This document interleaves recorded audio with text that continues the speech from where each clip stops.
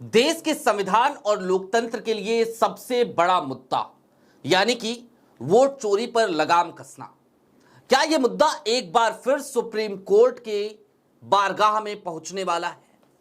और इस बार क्या यह मुद्दा अपने रिटायरमेंट से ठीक पहले सीजेआई बीआर गवई साहब खुद सुनेंगे, ना कि जस्टिस सूर्यकांत या फिर कि जस्टिस बागची या फिर कि जस्टिस पादरीवाला या फिर कि कोई और ऐसा इसलिए क्योंकि आज की तारीख में आपको एक खबर तो बताई थी हमने कि सुप्रीम कोर्ट में, भरी अदालत में, भरी कोर्ट में सीजेआई बीआर गवई ने मोदी सरकार के वकील की हेकड़ी निकाल दी थी और यह भी बता दिया था कि कैसे उनकी बेंच से बचने की बार बार कोशिशें की जाती हैं।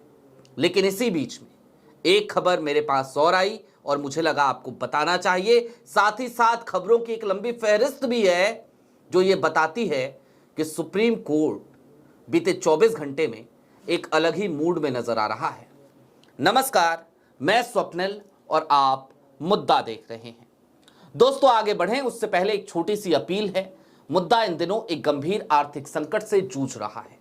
एक तरफ हमारे मेन बैंक अकाउंट्स फ्रीज चल रहे हैं तो दूसरी तरफ हमारे 28 साल पुराने चैनल को हमसे छीना गया था। लिहाजा डे टू डे ऑपरेशंस में मुद्दा को काफी मुश्किलों का सामना करना पड़ रहा है। ऐसे में आपसे गुजारिश है, यदि आप चाहें, यदि आप सक्षम हो तो स्क्रीन पर दिख रहे क्यूआर कोड के जरिए या फिर कि नीचे दिख रहे यूपीआई नंबर के जरिए छोटी छोटी मदद मुद्दा की जरूर कीजिएगा। आगे बढ़ते हैं, खबरों की तरफ चलते हैं और सबसे पहले एक बार पहले आपको खबरों की फहरिस्त दिखा देते हैं। नव भारत की एक खबर है, सुप्रीम कोर्ट वर्सेज केंद्र सरकार। सीजीआई के इस विस्फोटक बयान से बवाल, बोले लगता है आप हमसे बचना चाहते हैं। यह खबर हालांकि सुबह भी मैं आपको बता चुका हूं। इसके अलावा एक वेबसाइट है लल्लू राम, हालांकि सरकार से सवाल पूछने वाली वेबसाइट है ये, और इस पर एक बड़ी खबर आ जाई। महाधिवक्ता कार्यालयों में वकीलों की नियुक्ति का मामला, सुप्रीम कोर्ट ने पूछा क्यों नहीं हो रहा है आरक्षण नियम का पालन।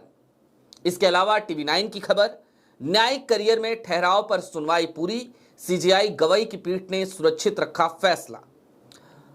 दैनिक भास्कर की खबर, सुप्रीम कोर्ट ने मांगा सरकारी वकीलों की नियुक्ति का डेटा, महाधिवक्ता कार्यालय से लेकर एससी हाईकोर्ट जिला कोर्ट में एसटी एससी ओबीसी महिला वकीलों की डिटेल मांगे। अब एक एक करके आपको बता देंगे कि इन खबरों के विस्तार में आखिरकार क्या है। सबसे बड़ी खबर तो वही जो कल की आपको बताई थी हमने कि सुप्रीम कोर्ट में ट्रिब्यूनल एक्ट के मामले में जब सुनवाई हो रही थी तो मोदी सरकार के वकील, मोदी जी के वकील ये कहने लगे कि जनाब रुकिए, थोड़ा सा ठहरिए, इसको 5 जजों की बेंच में संवैधानिक पीठ में भेज दीजिए। सीजेआई गवई भड़क गए, बोल पड़े मैं रिटायर होने वाला हूं और सारी बहस पूरी हो चुकी है और आप कह रहे हैं इसको नए सिरे से कॉन्स्टिट्यूशनल बेंच में भेज दीजिए। ये कोर्ट है, आपका मंत्रिमंडल नहीं है, कैबिनेट नहीं है, यहां हम निर्णय लेंगे। ये फटकार लगी थी, उसके बाद से बहुत कुछ समझ में आ गया था। वोट चोरी वाला जो मुद्दा है उस पर अभी आते हैं, लेकिन उसके बाद और क्या क्या हुआ, आज की तारीख में क्या क्या हुआ कल से लेकर अब तक। मध्य प्रदेश का एक मामला आज सुप्रीम कोर्ट में पहुंचा और उस मामले में दरअसल वकीलों की याचिका थी और उन्होंने कहा कि सरकारी वकीलों की नियुक्ति में भारी मनमानी की जा रही है। ओबीसी, एससी, एसटी, महिला वर्ग, इनकी नियुक्ति नहीं की जा रही। जो नियम है, नियम का पालन नहीं किया जा रहा। इतना सुनना था कि सुप्रीम कोर्ट ने मध्य प्रदेश की सरकार को सीधे तौर पर, फौरी तौर पर यह कहा, आप जरा हमको सूची दे दीजिए। आप ये मत बताइए, आप कोई जवाब मत दीजिए, आप कोई सफाई मत दीजिए, पहले आप सूची लेकर हमारे पास आइए, लिस्ट दीजिए कि कितने लोग की आपने नियुक्ति की है, किन किन वर्ग से आते हैं वो लोग। डायरेक्ट फैसला। इसके आगे बढ़िए, न्यायिक वरीयता का मामला। कई बार होता है ना कि जो कार्यपालिका है या मोदी जी की सरकार है वो चाहती है कि न्यायपालिका जरा सा थोड़ा कॉम्प्रोमाइज हो जाए, कॉम्प्रोमाइज करने की पुरजोर कोशिश। और बीते कुछ दिनों के तमाम फैसले, तमाम जजों को देखिए कहना नहीं चाहिए, लेकिन क्या किया जाए, तमाम स्थितियां बहुत कुछ बताती हैं। थोड़ा कहे कुछ ज्यादा समझिए, हम अपना मुंह खोलेंगे, पता चलेगा कोई सरफिरा वकील फिर पहुंच जाएगा, कहेगा कि देखिए ये अभिव्यक्ति की आजादी के नाम पर कोर्ट की अवमानना कर रहे हैं, तो हम नहीं बोलेंगे, हम एकदम नहीं बोलेंगे इस मामले में। लेकिन अब वोट चोरी वाला वो मामला याद कीजिए, राहुल गांधी की प्रेस कॉन्फ्रेंस, उसमें दिखाए गए तमाम सबूत, उन सबूतों के आधार पर रोहित पांडे की एक याचिका सुप्रीम कोर्ट में पहुंची। याचिका को लिस्ट किया गया जस्टिस सूर्यकांत और जस्टिस बागची की बेंच में। वो याचिका लिस्ट तो हुई, उस पर सुनवाई तो हुई, लेकिन फिर याचिका को खारिज कर दिया गया। हालांकि हमें यही उम्मीद थी कि वो याचिका खारिज होगी। क्यों थी उम्मीद? क्योंकि बिहार एसआईआर की सुनवाई के दौरान प्रशांत भूषण ने जब ये बात सुप्रीम कोर्ट में कही थी कि राहुल गांधी ने एक प्रेस कॉन्फ्रेंस करी है देश के नेता प्रतिपक्ष में, उसमें उन्होंने बहुत सारे खुलासे किए हैं, तो जस्टिस सूर्यकांत का यह वक्तव्य था, उनकी टिप्पणी थी कि हमें ऐसे किसी प्रेस कॉन्फ्रेंस के बारे में जानकारी नहीं है। क्या आप ये बात मान सकते हैं कि सुप्रीम कोर्ट को इस बारे में जानकारी ना हो? चलिए, सुप्रीम कोर्ट को नहीं होगी, जस्टिस सूर्यकांत को टिप्पणी लेकिन नहीं करनी चाहिए थी, उनको होगी जानकारी, एक व्यक्ति के तौर पे तो जरूर होगी। खैर, अब आगे बढ़िए।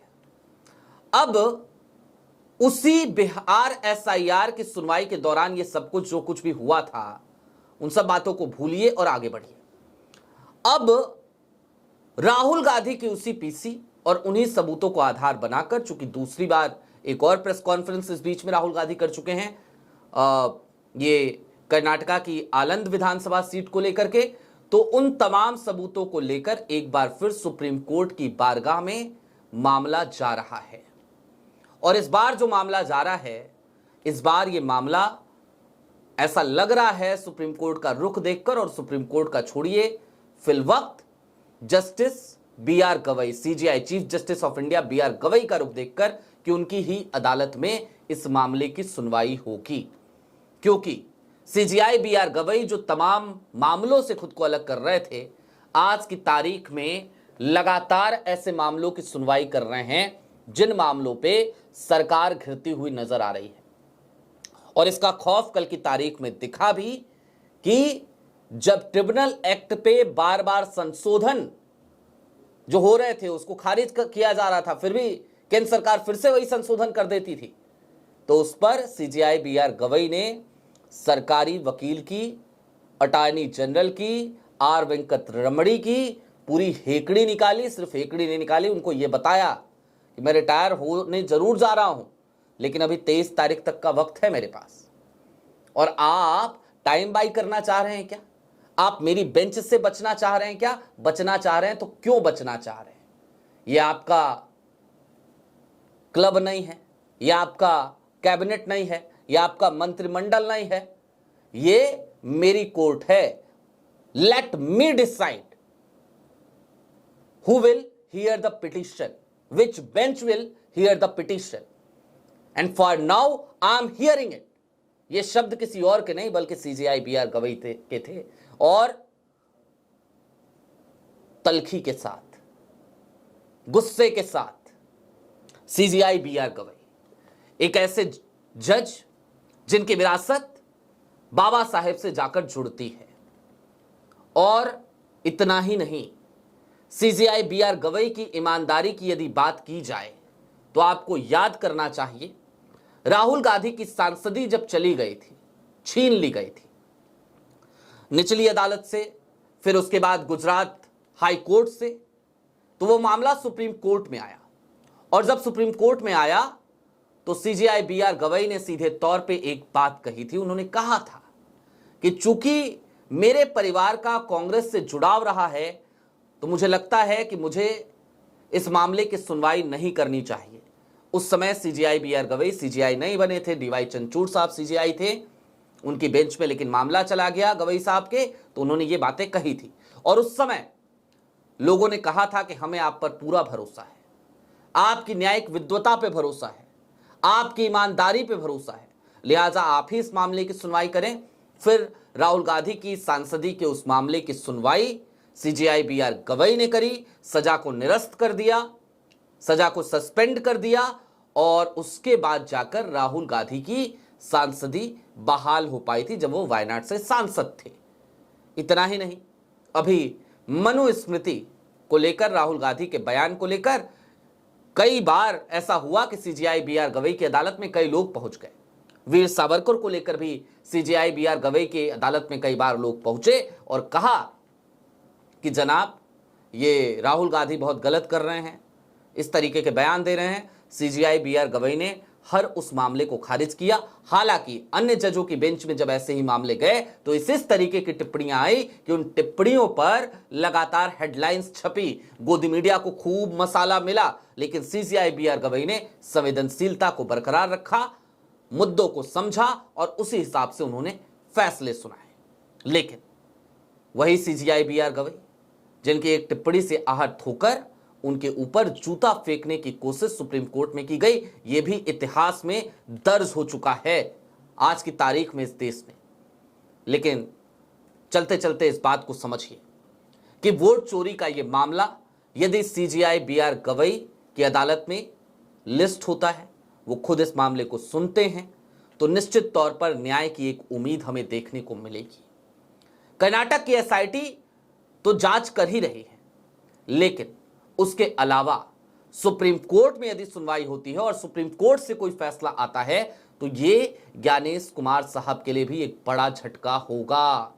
और इससे भी बड़ी बात, बार बार ये जो एसआईआर चल रहा है ना देशव्यापी, तो इसको लेकर के भी तमिलनाडु से एक याचिका सुप्रीम कोर्ट में पहुंची है, उसकी बेंच भी अभी तक डिसाइडेड नहीं है। आमतौर पर याचिका पहुंचने के बाद जब वो लिस्ट हो जाती है तो बेंच सुप्रीम कोर्ट की वेबसाइट पर दिखा दी जाती है। बहुत हद तक संभव है कि वहां पर भी बेंच डिसाइड नहीं है तो वो बेंच भी शायद अब सीजेआई बीआर गवई की होगी, ना कि जस्टिस सूर्यकांत की, would be chief justice Suryakant की।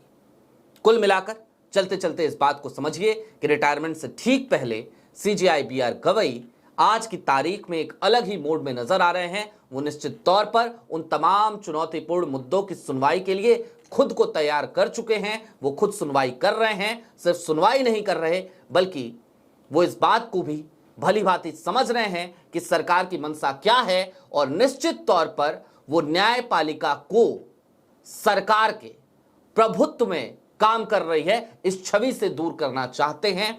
इस तरीके की छवि हालांकि बनाने में इस देश के कई जजों का बड़ा योगदान रहा है, निचली अदालत से लेकर हाई कोर्ट के जजों से लेकर, छोड़ दीजिए, जाने दीजिए।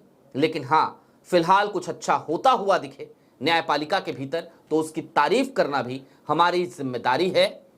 और वो खबरें, चूंकि ऐसी खबरें आप तक गोदी मीडिया नहीं पहुंचाती है जिसमें सरकार घिरती हुई दिखे, तो उन खबरों को भी आप तक पहुंचाना ये तो हमारी प्राथमिक जिम्मेदारी है ही। आपकी क्या राय है हमें कमेंट बॉक्स में जरूर बताइएगा। अभी के लिए दीजिए इजाजत। चलते चलते फिर वही अपील, चैनल पे नए हो सब्सक्राइब करते हुए जाइएगा, सक्षम हो तो छोटी छोटी मदद मुद्दा की जरूर कीजिएगा। बहुत शुक्रिया।